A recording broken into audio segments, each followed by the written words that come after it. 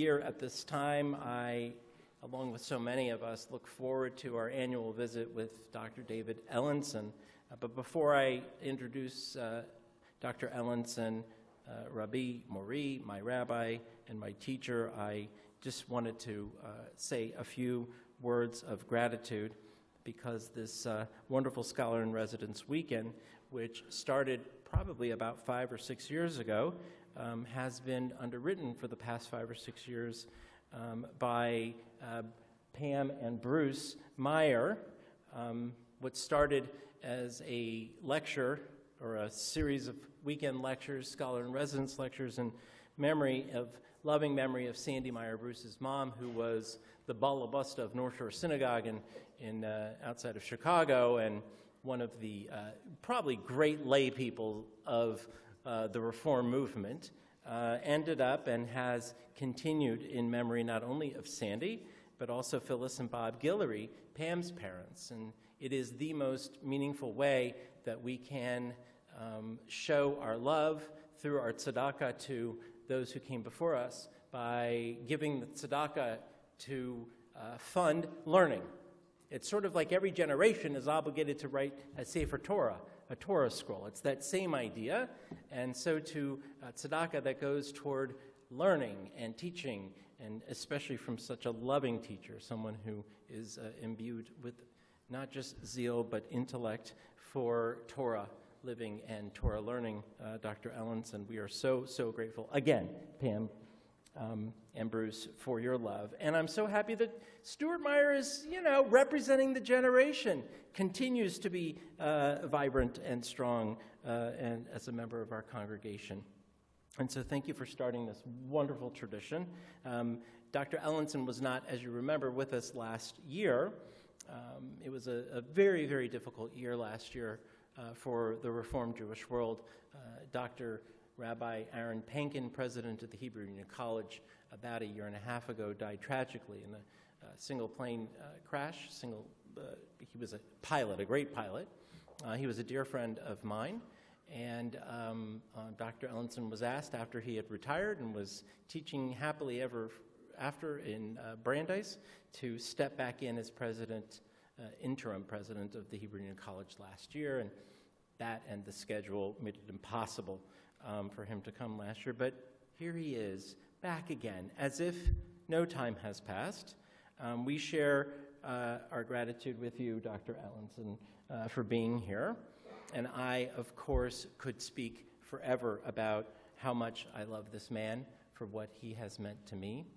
This morning at breakfast, I was sort of giving him the quips and quotes from his classes in 1992 and 93 and 94 that I still use this day from this bima, just to show him not only that I love him, but that his word and his teaching lives on l'dor v'dor. Dr. Ellenson is not only the Chancellor Emeritus of the Hebrew Union College Jewish Institute of Religion, that would be the International Reform Movement Seminary, PhDs and masters in education and cantors. Any Jewish professional in our movement is a product of the Hebrew Union College, and immediate past director of the Schusterman Center for Israel, or of Israel Studies, and professor emeritus at Brandeis University.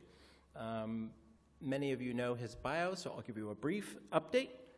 The update was that he's now Chancellor Emeritus and past Professor Emeritus at Brandeis, but he received his ordination from HUC himself in 1977, received his master's degrees from Columbia University and HUC JIR and the University of Virginia, where he was born and raised, not at the university, but in Newport News, Virginia.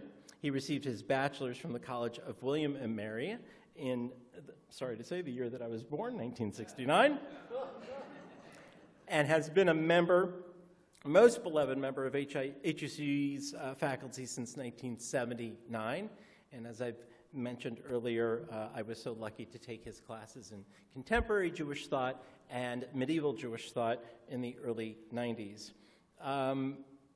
He is past director of the Lockheim School of Jewish Studies at HUC and the also Jewish Studies program at the University of Southern California. But right now, while he is technically retired along with his wife, Jackie. He just figured, why not write a book? So he and another scholar in residence we've had before, Michael Marmer, Rabbi Marmer from the Jerusalem campus of HUCJR, have just completed. It's not yet published. So what you're holding, what you received on the way in, is unpublished manuscript, very cool, of a new book that they edited, basically on American Jewish thought, but very modern. Just from the 30s on. He will explain why it's from 1934 and on. There's a particular reason for that year. And he is speaking with us and teaching us tonight about one of the sort of themes of the book in different sections is Israel and the Holocaust, putting them both together. So modern Zionism and the Holocaust and how they match up, but also how divergent opinions are about Zionism in the modern age. So without further ado, it is great always to have Dr. Ellenson with us. I love you, and I'm so glad that you are here.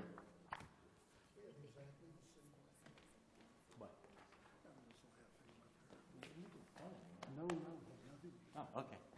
Please go. Shabbat Shalom. It is wonderful to be back here again. I want to thank Pam, Bruce, the rabbis, the cantor, for being here. It's always lovely.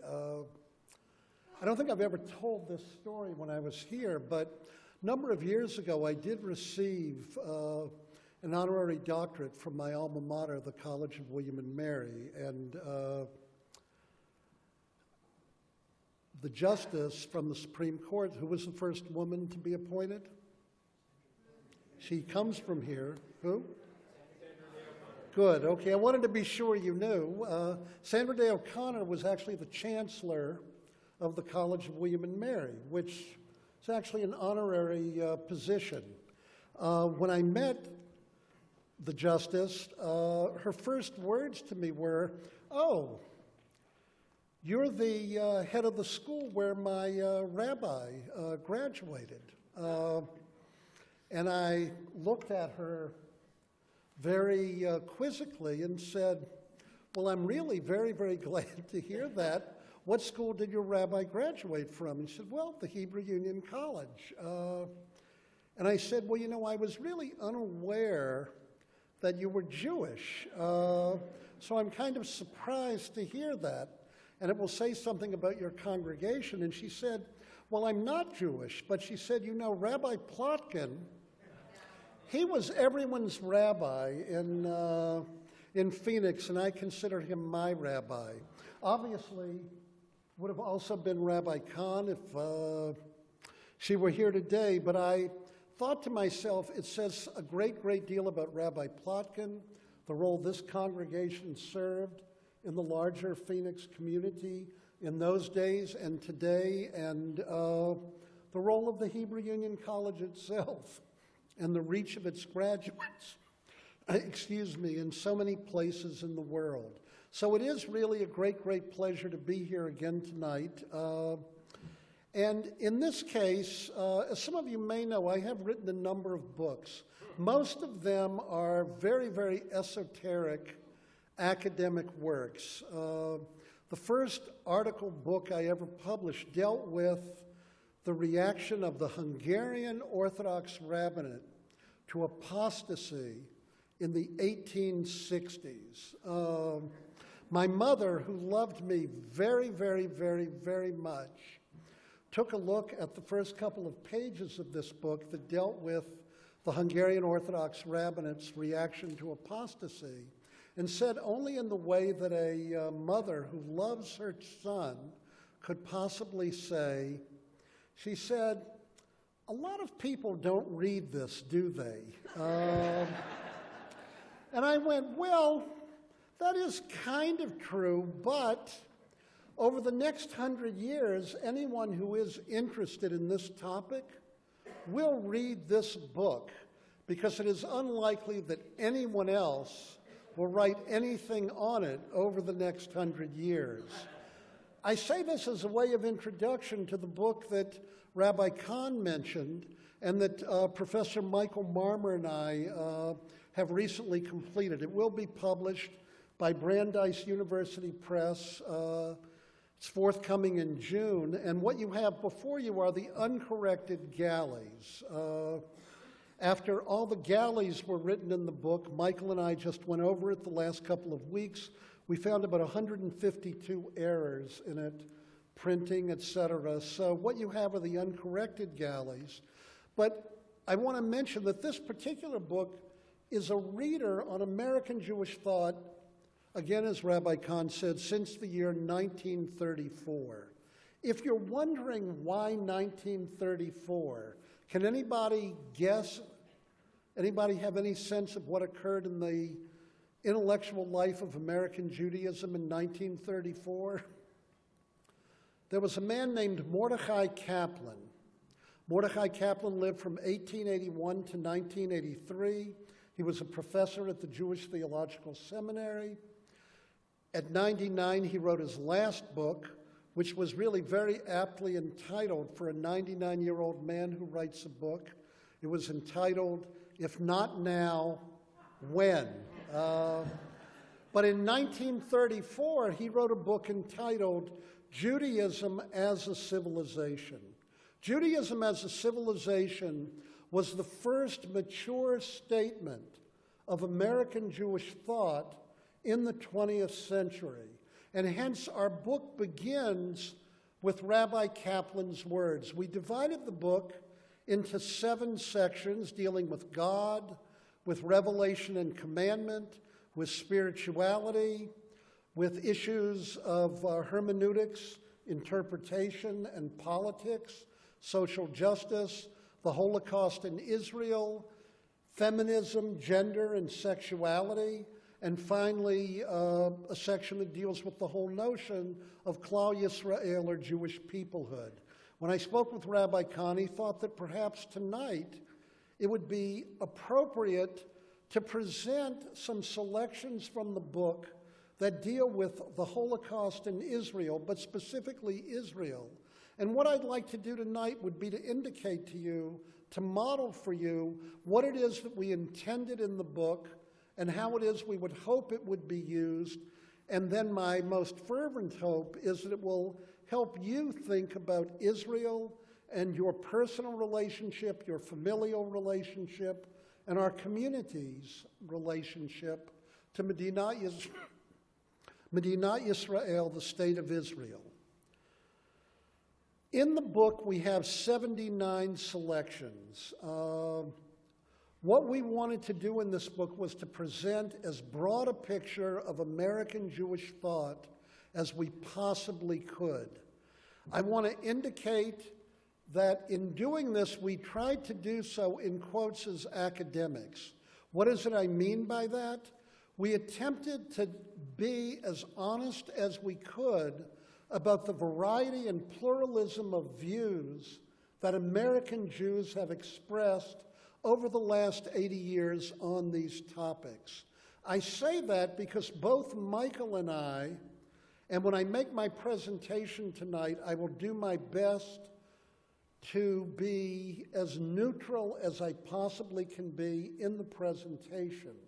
I may make some comments at the end that will reflect my own views, but part of what we wanted people to see, and particularly for younger people on college campuses and elsewhere, is to have an understanding of the different varieties of opinions that Jews have expressed on these topics. One of the things that, again, will probably shock you, and it is really good that Pam and Bruce brought me again, and Rabbi Kahn invited me once more, because I don't know if you would have been aware prior to tonight, Jews do not always agree with one another. Sometimes there are actually differences of opinion that are extremely, extremely heated. Indeed, Michael and I have laughed when we think about some of the people we have included in this book.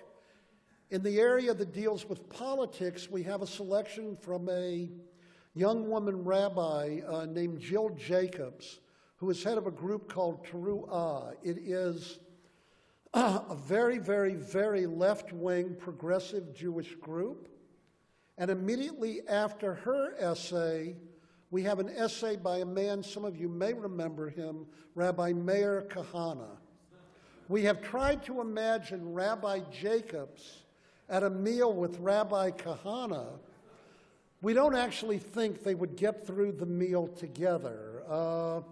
And tonight I'm going to give you the writings of Peter Beinart, and then we're going to look at the editors of Commentary magazine.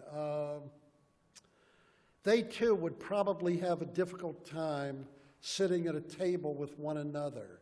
But part of what we hope to be able to do in this book is that people like you and younger people as well who are college age and perhaps even high school students. As I mentioned to Rabbi Kahn, one of the things that all of us have to recognize is that the opinions expressed in parts of this book are prevalent, particularly on the topic of the Holocaust in Israel on college campuses today. Indeed, two selections that I decided not to give you tonight. One was written by a woman named Judith Butler. How many of you have heard of Judith Butler? Well, that's why it's good you came tonight. Judith Butler is a professor at the University of California at Berkeley. She grew up at the Temple in Cleveland, Ohio. And I am going to try to say this as neutrally as I can. She is an opponent of the state of Israel. She feels that the state of Israel is, in quotes, a colonial settler society, and that the very existence of the Jewish state abrogates the rights of the Palestinians, whom she sees as the indigenous inhabitants of the land of Israel. Immediately after her words, in her book, Judaism is Not Zionism, we have the words of a woman named Ruth Weiss. Ruth Weiss is a professor or professor emerita at Harvard University, great scholar of Jewish literature. From her point of view, the state of Israel has to apologize for nothing, and that the state of Israel indicates that for the first time in 2 millennia, Jews actually possess political power, and the fact that we do possess political power at this point in history is actually not only a moral good, it is a moral necessity, because without political power, the Jewish people, as would be true of any people, cannot sufficiently defend themselves in a world that is hostile to them. In other words, we include both Butler and Weiss in this book, and in the book, because it is a reader, we do not express our own opinions about these views. By the way, parenthetically, I would add that Rabbi Marmer, who was a veteran of the Israel Defense Forces, is actually, normatively speaking, more left-wing than I am in relationship to the state of Israel, which I've always found quite interesting, given that he has a military past in Medinat Yisrael as a chayal, as a soldier in the Israel Defense Forces. Be that as it may, what I'd like to do over the next 15 minutes or so is to go through elements of these two readings by Beinart and the editors of Commentary.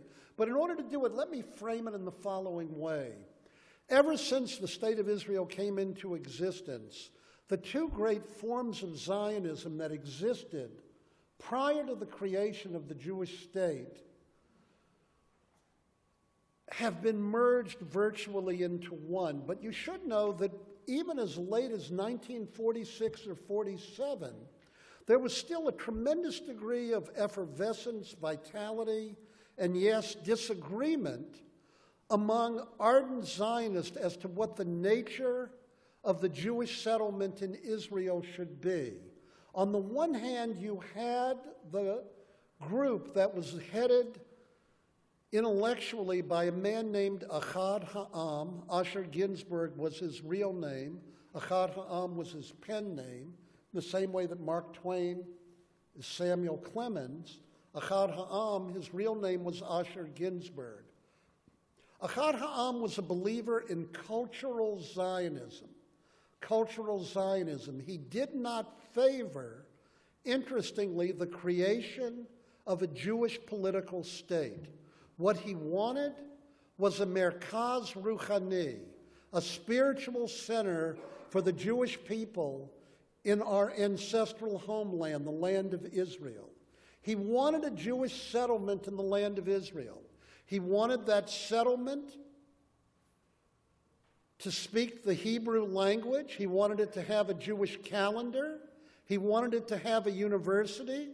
The first great creation of cultural Zionism came in 1927. What was erected in 1927 in Jerusalem?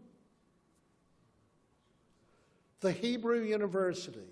The Hebrew University was the first great tangible product of the vision of cultural Zionism. And the man who headed the Hebrew University was an ardent follower of Echad Ha'am. His name was Rabbi Judah Magnus. How many of you know the Magnus Museum in Berkeley? Okay. Well, before he became a museum or a department store, he was actually a rabbi, or he came from that family in San Francisco. Rabbi Magnus was the first head of the Hebrew University, and he and people like Martin Buber established groups like Ichud and Brit Shalom that wanted to create and forge peace between the Jews and the Arabs then living in Palestine or Eretz Yisrael back in the 20s, 30s, and 40s. Interestingly, they did not want to create a political state. In opposition to Echad Ha'am and to Magnus and these people stood David Ben-Gurion. David Ben-Gurion admired these people very, very much. In fact, with people like Martin Buber, who again were followers of this cultural Zionism, Buber would study the Bible with them every week. He thought of these people as wonderful souls. Neshamot adinot. They were gentle, genteel people. He loved them. But he also thought, this is a technical French term, he thought on one other level they were Luftmenschen. Luftmenschen, German Yiddish term for people who were living up here and weren't really grounded in reality. When Buber and others would talk to him about not creating a state, but wanting unlimited Hebrew immigration, Jewish immigration to the land of Israel, Hebrew language, a Jewish calendar, but do this without any use of arms whatsoever, he would say that is a beautiful, beautiful idea. I don't think that's going to happen, and I'm not going to permit it. He was a follower of Theodor Herzl and political Zionism. This is more complicated, believe me, than I'm presenting it here, but I want to put the contrast out. Basically, Herzl and political Zionists thought the following. The Jews need, it is true, a cultural center, but the Jews also need a political homeland that can serve as a land of refuge for the Jewish people. Living in a world that is often hostile to Jews, there needs to be a state where Jews have political power and where that political power will allow them to take refuge and control their own destiny. When the state of Israel came to be created, almost now 73 years ago, it became a merger of cultural and political Zionism, namely the vision of Echad Ha'am, that Israel would serve as a spiritual center for the Jewish people, became an integral part of what the state of Israel was. Every synagogue, every youth group, every UJA mission that takes Jews and others to Israel does so because in part the idea is that the experience the diasporan Jews have in the state of Israel will inspire them and strengthen their Jewish roots when they come back to America or anywhere else they live in the diaspora. The whole Birthright Israel program grows out of the cultural Zionism of Echad Ha'am. On the other hand, one needs to note that particularly after the Holocaust, the debate over should the Jews have a political entity, a Jewish state, virtually came to an end, that debate. The Zionist Organization of America in 1938-39 had less than 10,000 members. By 1944, it had almost 500,000. I can tell you it is not because people suddenly read the books of Echad Ha'am or of Theodore Herzl that membership increased 50-fold over those years. What event occurred? The Holocaust. The Holocaust ended the debate over whether Jews needed a political state among the Jewish people. And the reason why that's important is that as we looked at American Jewish thought, part of what we saw is that for American Jewish thinkers, and perhaps Jewish thinkers in other parts of the world, but certainly in America, the Holocaust and Israel come to be completely linked. I want to make the following point. The Holocaust does not give birth to Zionism or the idea of a Jewish state. It is incorrect to assert that, and often critics of Israel will make that assertion. That is not true. Zionism predates the Holocaust, even the modern Zionist movement, by 50 to 100 years. But having said that, and this is a crucial point that I would make, the debate over political Zionism, do the Jews need a political state, came to be ended by the Holocaust and the necessity that the Jewish people then felt to create a state. And what you then have in Israel today is the embodiment of these two views. If classical rabbinic Judaism believes in the notion of a dual Torah, a written law and an oral law, the Tanakh, the Torah shebichtav, and the Torah sheba'al peh, the oral law, modern American Judaism rests on a twofold notion as well. The Holocaust represents our subjugation, and Medinat Yisrael represents our redemption. In other words, on Passover we say we move mignut l'shevach, from degradation to praise, me'avdut l'cherut, from slavery to freedom. So, in the thought of American Jewish thinkers in the 20th century, the Holocaust represents and in fact embodies the degradation of our people, and the creation of the State of Israel represents a glimmer, Reshit Semichat Geulatenu, as our prayer puts it, the beginning of the flowering of a sense of redemption. The question comes to be, in the years 2012, 13, 14, 15, today, how do American Jews come to regard then the Zionist enterprise as it's come into existence these past 60 to 70 years? And now, what I'd like to do with you is to read briefly elements of selections from Peter Beinart on the one hand, and the editors of commentary on the other. It will illustrate, and I hope to model, what it is we hope to do in our book, but in addition, it will help you see the different varieties of thought, and to some degree, the tremendous debate. You could characterize it perhaps even more strongly than a debate, the fierce arguments that exist in the Jewish community today. Prior to Beinart, we have an article that we've selected from a recent book by Daniel Gordis. How many of you know Rabbi Gordis's work? Okay, I think he's probably spoken here before. I will state, Rabbi Gordis was my doctoral student at the University of Southern California, and he and I did together write a book on Orthodox rabbinic writings on conversion in the 19th and 20th century, published by Stanford University Press. It may have sold 2,000 to 3,000 copies, which by academic standards is quite a book. His other books sell far more than this book did, I can promise you. In any event, how many of you have heard of Peter Beinart before? So you probably see him on MSNBC, on CNN. I see people shaking their heads. This is exactly what we want in this book.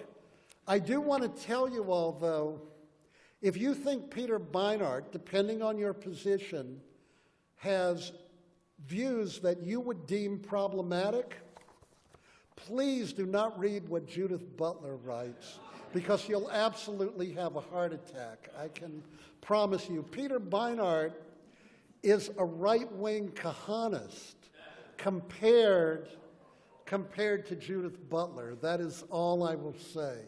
I'm trying to entice you to take a look at some of these works.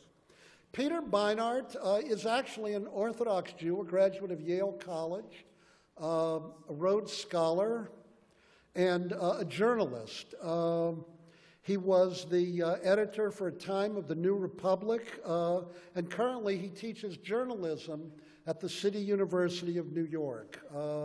He has been critical of elements of Israeli policy over the last decade.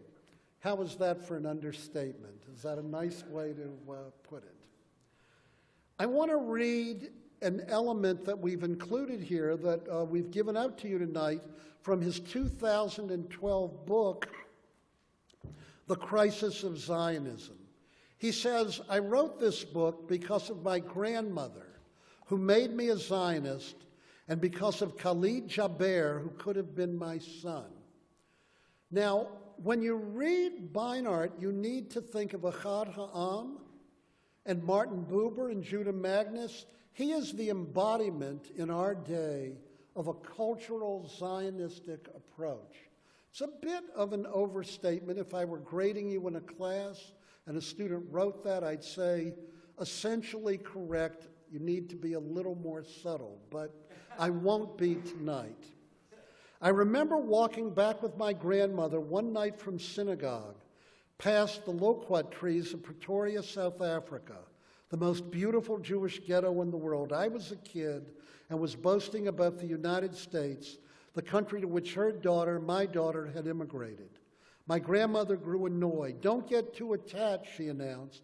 The Jews are like rats. We'll leave a sinking ship. One day it should be, please God. You can see the copy editor made a note here and said, do you mean please God? And the answer is yes. We'll join Isaac, her brother, in Israel. When the war ended, my grandmother moved to South Africa. 15 years later, the Congo erupted in civil war, etc. Only later did I realize that my grandmother had spent her life burying Jewish communities. So did her parents. She suspected I would do the same. Yet my grandmother was at peace. Why? I'm reading at the bottom of the page. Because of Israel. Israel's existence calmed her, comforted her, rooted her. It made her feel that Jewish history was more than an endless cycle of estrangement and dislocation. It actually led somewhere. It made her feel that not all Jewish homes need be temporary. Now, my life's been different than my grandmother's, but I have seen enough to understand how she feels. When I was 13, I watched footage of thousands of emaciated Ethiopian Jews isolated from their people, trekking through the Sahara to reach the plains that the Jewish state had sent to take them home. When I was 14, I saw a squat, bald Russian named Anatoly Sharansky, fresh from 8 years in a Soviet jail, raise his hands in triumph as he descended at Ben Gurion Airport. In those soul-stirring scenes, I saw my grandmother's Zionism. the Zionism of Herzl, the Zionism of refuge, play out before my eyes.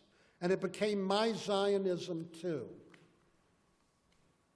Like her, I sleep better knowing that the world contains a Jewish state. But now, he writes, but not just any Jewish state. Roughly 18 months ago, an Israeli friend sent me a video. It was of a Palestinian man named Fadil Jaber who was being arrested for stealing water. The Jabers have little influence over the Israeli authorities. Like all Palestinians, they are subjects, not citizens. As a result, West Bank Palestinians use roughly 1/5 as much water per person as do Jewish settlers, which means that while settlements often boast swimming pools and intensive irrigation systems, Palestinians fall far below the World Health Organization's recommended daily water consumption rate. In the video, Israeli police drag Fidel towards some kind of paddy wagon, and then the camera pans down to a 5-year-old boy with a striped shirt and short brown hair. Khalid, who is frantically trying to navigate the thicket of adults in order to reach his father. As his father pulls away, he's screaming, "Baba, Baba." Beinart then says, when I saw this, I thought of my own child, and I began to think how complicated the creation of Israel was and the settlements in the territories, Judea, Samaria. He writes on the next page, 208, in my opinion, Israel's survival is bound up with its ethical survival. Whether or not Israel's nuclear weapons and anti-missile shields can protect it from Iran, Hezbollah, and Hamas, they will be of no use on the day that hundreds of thousands of Palestinians march nonviolently to demand the very equality of social and political rights that Israel promises in its Declaration of Independence. And if American Jewish leaders continue to defend the Israeli government at the expense of Israeli democracy, they may find their own children and grandchildren cheering these protesters on. My position here is you need to read his words. You need to think of groups like J Street, Jewish Voices for Peace that exist on college campuses. And my only point at this juncture is to assert Beinart's words echo with many of our young Jewish people. They echo with many of our young Jewish people. I will have more comments to make on this, or could, in a couple of moments. I want to turn now to the editors of Commentary magazine. The present-day editor is John Podhoretz. Commentary, of course, when I was a boy or a young man prior to the birth of Rabbi Kahn, as he reminded me tonight. Actually, my birth, I will just share this. It's maybe too much information. I am 72 years old. I was born on November 21st, 1947. The day of my bris, that's why I said it might be too much information, was November 29th, 1947. What's significant about that date? That is the day the United Nations voted to partition Palestine, allowing for Hakamat Medinat Yisrael, the establishment of the Jewish state. My mother used to always say, David entered the covenant of the Jewish people on the day that the state of Israel, the modern state of Israel, the third Jewish Commonwealth came into being. And my own life has been entwined with Israel from that day, I would say, all the way to the present. Podhoretz and, of course, Commentary represent what is now called neoconservative positions within the Jewish community. This is from an essay written in Commentary in 2015 after the massacre in Paris at a French Jewish market. And it's called The Existential Necessity of Zionism After Paris. For all the opinions among the Zionist leaders who followed Herzl as to what form Jewish self-rule should take, and there were many, there was one thing on which they all agreed. Any debate over what kind of state Israel should be was irrelevant unless there was a state. This was a practical nationalism. What Israel needed was not to become, but to be. What Israel needed was not to become, but to be. If you want to understand what this means, go back sometime and look at the speech that Vladimir Jabotinsky gave before the British House of Lords in 1938 as they debated a white paper. The white papers were going to determine how many Jews would be allowed to leave Europe and enter into the ancestral homeland of the Jewish people, Eretz Yisrael, Palestine, which would eventually become Medinat Yisrael. When Jabotinsky, he was the leader of which party? The revisionist. Who was his successor when he died in 1940? Begin became his successor. There is a direct line from Jabotinsky to Begin to Shamir to Prime Minister Netanyahu. It does not mean that their views are absolutely identical, but they are part of the same historical legacy and stream.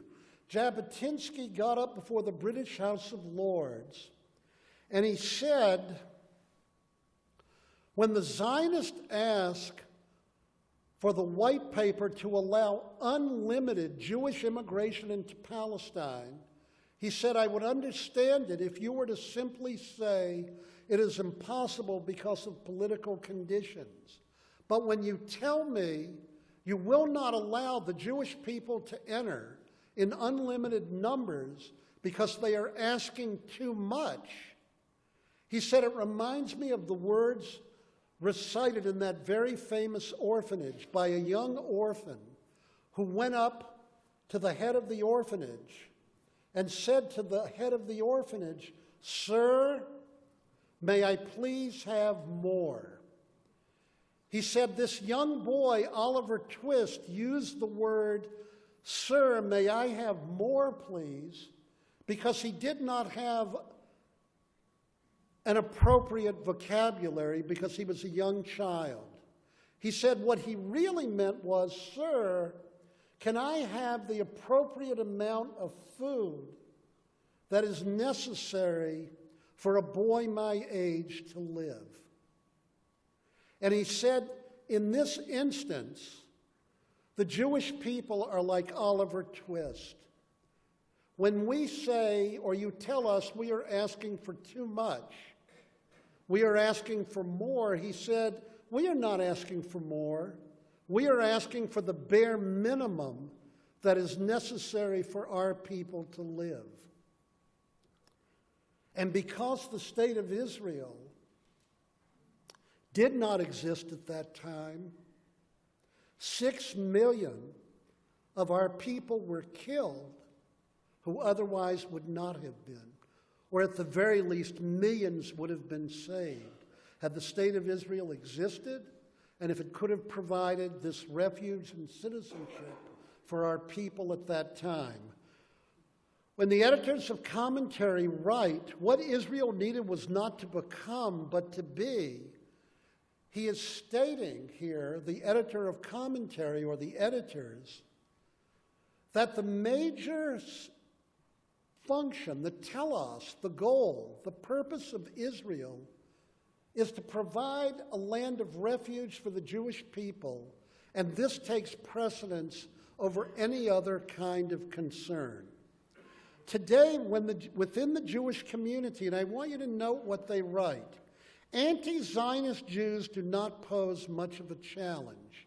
In other words, from their point of view, they would not characterize a Peter Beinart as anti-Zionist. It is not Judith Butler. They understand that Beinart approves, not only approves, he applauds the creation of the State of Israel. But the real challenge comes from within Zionism itself, with the way practical Zionism has disappointed some Jews. These are people who have replaced practical Zionism with what we would call conditional Zionism. For the conditional Zionist, Israel was once the port of call for Jews adrift. Now they say the storm is over, the threat to Jewry comes more from what they see as the calamity that the storm has wreaked on the port.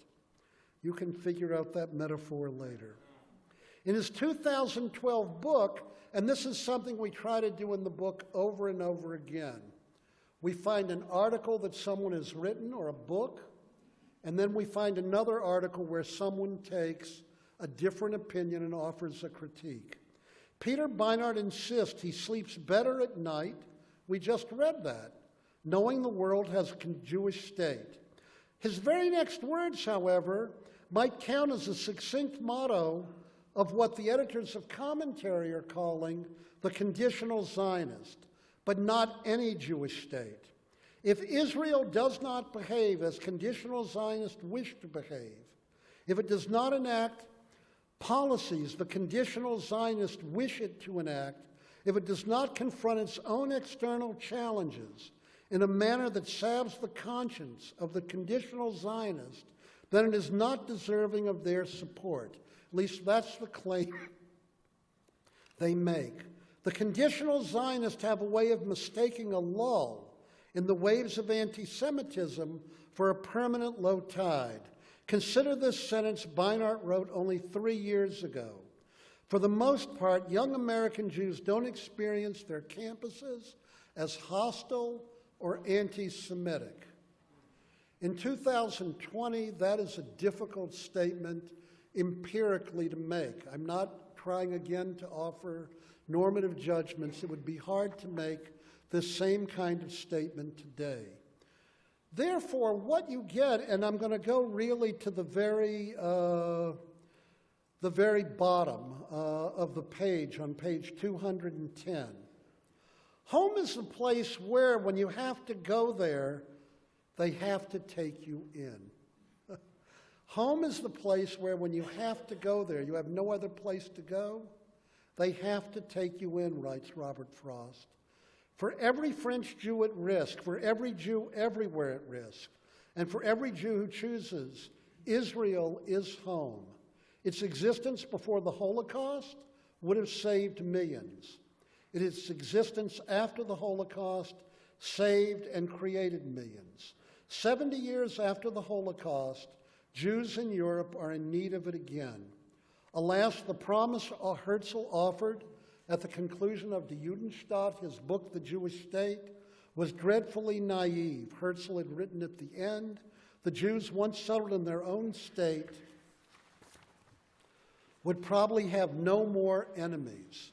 One of the great mistakes Herzl made, honestly, Herzl thought the creation of the State of Israel would end anti-Semitism.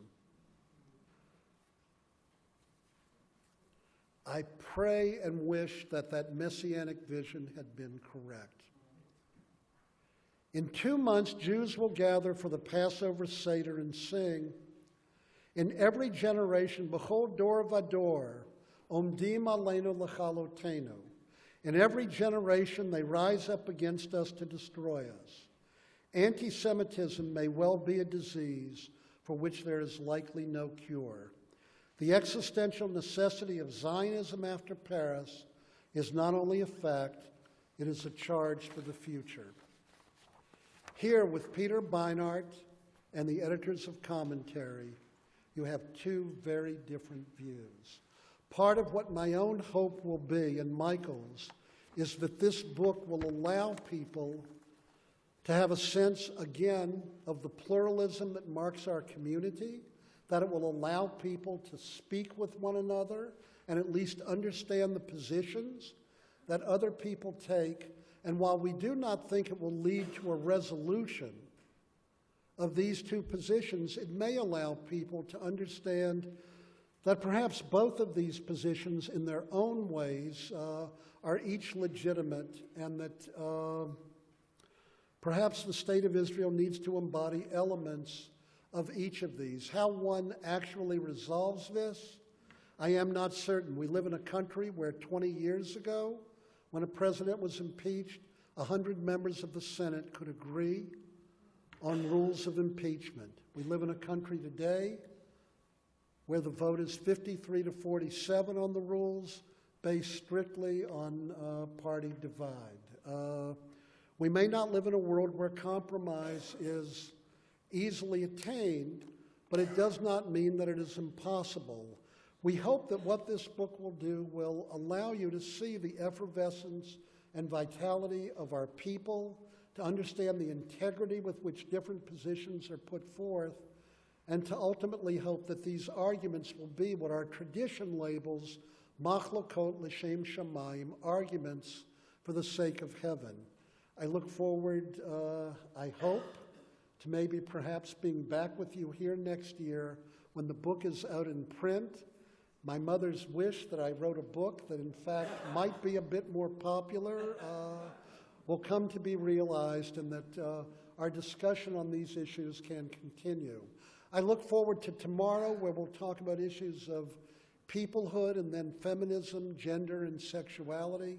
And in those situations, my hope will be, unlike this evening, that we will be able to engage in discussion with one another. Let me just end with one rabbinic vert. It would be wrong to leave you completely without that on this evening. When I was a boy, the ceremony that was more powerful to me than any other ceremony was one that would take place on the holidays of the Orthodox synagogue where I grew up. It was a ceremony called Duchenin. Duchenin is a ceremony where the Kohanim, the priests, come up to the bima and they recite the priestly blessing over the people. Yivarechecha Adonai v'yishmerecha, Ya'er Adonai panav elecha v'yichuneka, Yisar Adonai panav elecha v'yasem lecha shalom. May God's face be lifted up to you, and may you know peace. I won't go through a whole description of the ceremony. I think I may have done that on other occasions here, but I want to quote the blessing that the Kohanim are required to recite before they bless the people, because it reflects what at least the aspiration is that Michael Marmer and I had in writing this book. And I will tell you, it's very meaningful to me. Michael dedicated this book to his parents. His parents were survivors of the Holocaust.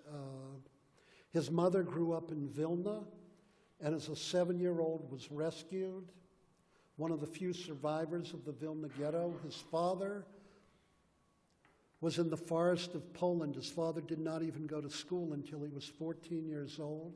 They both managed to survive, and they came to Sweden, where they lived after the war. Michael's father later became a rabbi in England and in Canada. His father and mother live in Israel today, and he dedicates it to his parents. And I dedicate the book to my grandchildren.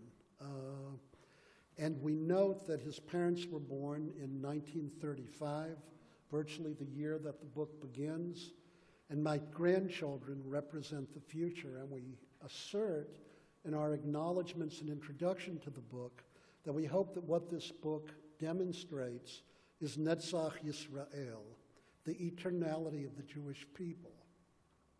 And Michael expresses gratitude to his parents for the legacy that they bestowed upon him. And I express an aspiration or hope for the legacy that I hope to bequeath to my children's children. I quote the line, Urei vanim levanecha. May you live to see your children's children. In this blessing that the priests give, so I do want to indicate this is an academic book, but I would be a liar to say that I don't have strong religious and Zionistic commitments, to put it rather mildly, in writing this. But in the blessing that the priests recite, and that's what I want to quote here, they recite the words, "Praise to you, Baruch atah Adonai Eloheinu melech haolam." Praise to you, Adonai, Lord our God, King of the universe. Asher kiddushanu b'kedushato shel Aharon. You have made us holy with the holiness of Aaron, the priest. V'tzivanu levarech et amo Yisrael b'ahava. And you have commanded us to bless the people Israel with love. If the priests do not love the Jewish people, they cannot bless them.